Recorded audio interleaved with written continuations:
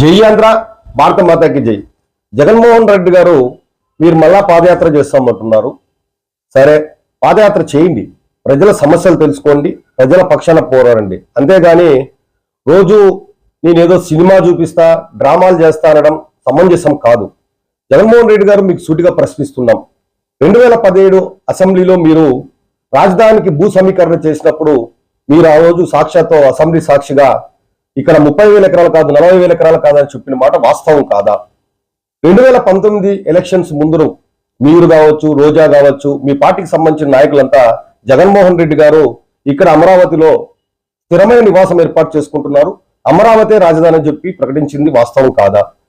ఎన్నికల తర్వాత మీ పార్టీ అధికారంలోకి వచ్చిన తర్వాత అమరావతి రాజధాని కాదు 3 రాజధానులు అని చెప్పేసి ప్రతిపాదన తెచ్చారు.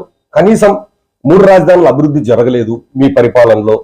తర్వాత జరిగిన ఎన్నికల్లో కూడా మీరు గత 24 ఎన్నికల్లో కూడా అమరావతి రాజధానిని కూడా చెప్పారు. మరలా ఇప్పుడు ఏదో కొత్తగా మీరు మావిగాని అంటున్నారు. జగన్మోహన్ రెడ్డి గారు కేవలం దురుద్దేశపూర్వకంగా రాష్ట్రంలో అలజడు సృష్టించి పారిశ్రామికవేత్తల్ని పెట్టుబడులు పెట్టకుండా తరిమేసే దురుద్దేశం తప్ప దీంట్లో వేరే ప్రతిపాదన కాదు. మావిగన్ అనే ఒకవేళ అంశం మీకు ఆ 3 ప్రాంతాలని మచిలీపట్నం, విజయవాడ, గుంటూరును అభివృద్ధి చేయాలని సదుద్దేశం ఉంటే ఎందుకు మీరు 24 నుంచి దాదాపుగా అంటే 19 నుంచి 24 వరకు మీరెందుకు ఆ ప్రతిపాదన తేలేదు, ఆ విధంగా అభివృద్ధి చేయలేదో ప్రజలకు వివరించాలి.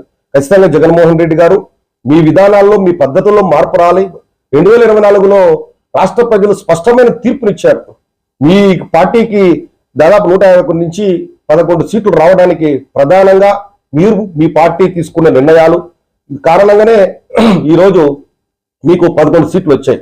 దాన్ని కూడా విస్మరించి మీరు మళ్ళా ఈరోజు కేవలం దురుద్దేశపూర్వకంగా ఈరోజు రాష్ట్ర వ్యాప్తంగానే కాక దేశవ్యాప్తంగా ఉన్నటువంటి ఆంధ్ర ప్రజలందరూ కూడా సంబరాలు చేసుకునే రోజు ఈరోజు. చట్టసభల్లో మరీ ముఖ్యంగా కేంద్ర ప్రభుత్వం 2 చట్టసభల్లో ఈరోజు బిల్లును పాస్ చేసి అమరావతిని పర్మనెంట్ రాజధాని చేసిన ఈ సందర్భంలో పారిశ్రామికవేత్తలు కావచ్చు, మిగతా పెట్టుబడిదారులు కావచ్చు, ఈరోజు ఆంధ్రప్రదేశ్ లో పెట్టుబడులు పెట్టడానికి సిద్ధంగా ఉన్న తరుణంలో ఒక మావిగాననే ప్రతిపాదన తెచ్చి మీరు అల్లర్లు సృష్టిస్తున్నారు అనేది అందరికీ అర్థమైపోయింది. జగన్మోహన్ రెడ్డి గారు మేము అడుగుతున్నాం సూటిగా, మళ్ళా మీరు ఈ పోతురు ఎందుకు అధికారంలోకి రావాలో రాష్ట్ర ప్రజలకు వివరించాల్సిన అవసరం ఉంది. 2019 నుంచి 24 వరకు మధ్యమాంశంలో మనం చూసాం స్పష్టంగా. డబ్బే తీసుకొని, క్యాష్ తీసుకొని, ఎక్కడ కూడా డిజిటల్ పేమెంట్ లేకుండా ఆ డబ్బంతా ఏం చేశారు, ఎవరికి పోయింది, ఏ బినామీ కంపెనీలకు ఇచ్చారో రాష్ట్ర ప్రజలకు మీరు వివరించాలి. ఇసుకలో కూడా కేవలం మీరు ఏ విధంగా డబ్బు దోచుకున్నారు.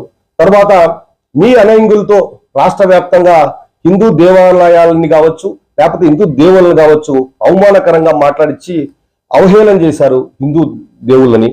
తర్వాత మీ కావలసిన మీ బాబాయ్ టీటీడీ చైర్మన్ చేసి ఆయన్ని టీటీడీ అక్కడ అపవిత్రం అంటే కల్తీ నెయ్యి కలిపి లడ్డూని కూడా ప్రసాదాన్ని కూడా మీరు అపవిత్రం చేసి హిందూ దేవుళ్ళని అవమానపరిచే విధంగా, మరోవైపు దేవుళ్ళంటే అంటే చులకన చేసే విధంగా రాష్ట్ర వ్యాప్తంగా మీరు చేసిన ధర్మానికి, సనాతన ధర్మానికి అపచారం చేసింది వాస్తవం కాదా? ఈ విషయంలో మీరు రాష్ట్ర ప్రజలకు సమాధానం చెప్పాలి.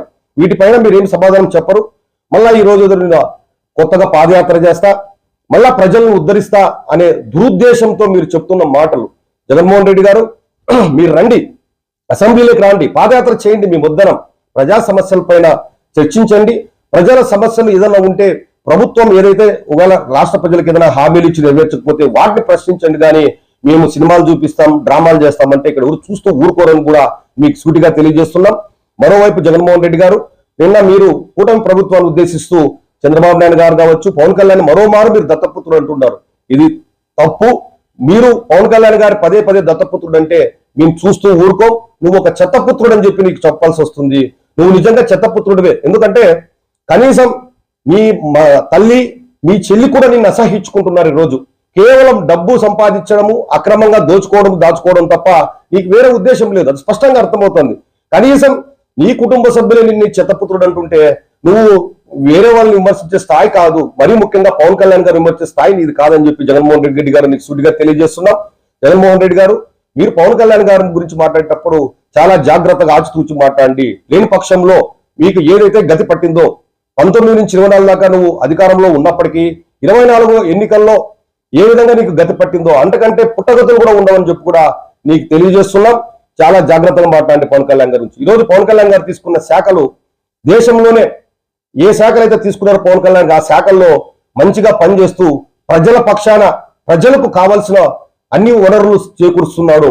ముఖ్యంగా మౌలిక వసతులు గిరిజన ప్రాంతాల్లో కావచ్చు, రోడ్ల నిర్మాణ కార్యక్రమంలో కావచ్చు, అనేక పంచాయతీల్లో విప్లవాత్మక మార్పులు తెస్తూ ప్రజలకు మంచి చేస్తున్నారు. జాగ్రత్తగా గమనించుకోండి.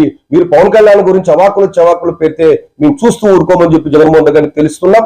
ముఖ్యంగా నువ్వు కేవలం దురుద్దేశపూర్వకంతోనే మావిగన్ అనే ఒక ప్రాంతాన్ని నువ్వు సెలెక్ట్ చేసి ప్రజల్లో అలా అర్జనలు సృష్టిస్తూ ఆంధ్రప్రదేశ్ లో పెట్టుబడులు రాకుండా చేసే క్రమంలో ప్రయత్నం చేస్తున్నాం అనేది మా అందరికీ స్పష్టంగా అర్థమైంది.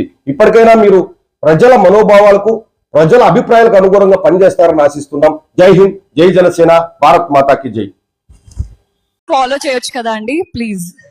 చేయొచ్చు కదా అండి ప్లీజ్. అందరికీ నమస్కారం. మీరు వీడియో చూస్తున్నారు కానీ సబ్స్క్రైబ్ చేసుకోవడం లేదు. దయచేసి సబ్స్క్రైబ్ చేసుకోండి, మాకు సపోర్ట్ చేయండి.